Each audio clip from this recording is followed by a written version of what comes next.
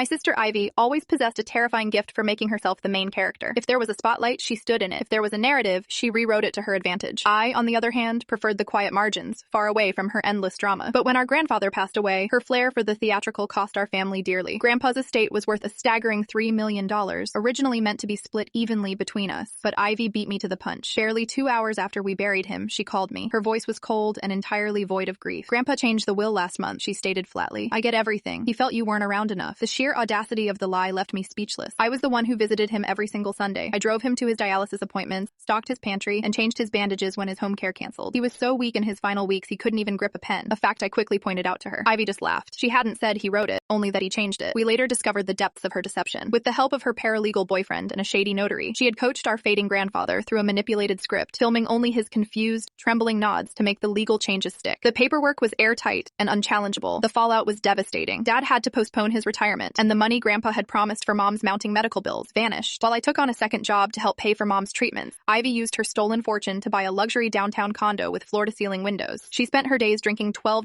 matcha, hosting crystal sound baths on her balcony, and posting insufferable photos captioned, "Manifesting Abundance." But karma has a funny way of catching up. Last winter, my phone rang again. It was Ivy, and this time the tremble in her voice was genuine panic. Her grand plans for abundance had hit a massive roadblock. She had completely ignored the IRS. After improperly claiming the massive inheritance and losing a fortune in a crypto crash, she was being audited. She owed over $900,000 in back taxes, penalties, and legal fees. Predictably, her accomplice boyfriend had vanished into thin air. "I just need a loan to cover the worst of it," she pleaded, casually asking for $100,000 as if she were borrowing a sweater. I listened quietly as she spun her usual web, casting herself as the tragic victim of a cruel, faceless government agency. When she finally paused for breath, I replied, "You told me Grandpa didn't consider me family anymore. Sounds like this isn't my problem, right?" The line went dead. A week later, I gathered up the digital evidence she had foolishly bragged about in the past, photos of her sketchy ledgers, fake donation receipts, and voice memos detailing her tax loopholes, and forwarded them straight to the IRS via an anonymous email. By the time spring arrived, Ivy's world had collapsed. Her accounts were frozen, her luxury condo was seized, and she became a cautionary tale on TikTok under the hashtag manifesting fraud. The last I heard, she was working at a strip mall retail job, desperately trying to hawk gratitude journals to customers who vaguely recognized her from her brief stint as a wealthy influencer. Meanwhile, I kept my head down, still working my 2 jobs and clipping coupons. But everything changed last month when a letter arrived in the mail. A nurse had been clearing out Grandpa's room and found a piece of paper wedged behind a bookshelf. It was a second will, handwritten, properly witnessed, and dated after Ivy's fraudulent document. This one left every last penny to me. After legal verification, the court swiftly overturned Ivy's windfall. Not only is the estate mine, but Ivy now owes me legal restitution for what she spent. She'll be paying me back for the rest of her life. When she was evicted from her condo, I managed to keep just one item she left behind. It's a framed motivational quote that used to hang proudly above her fireplace. "Abundance flows to those who believe they deserve it." It now hangs perfectly in my kitchen, right next to a photo of Grandpa.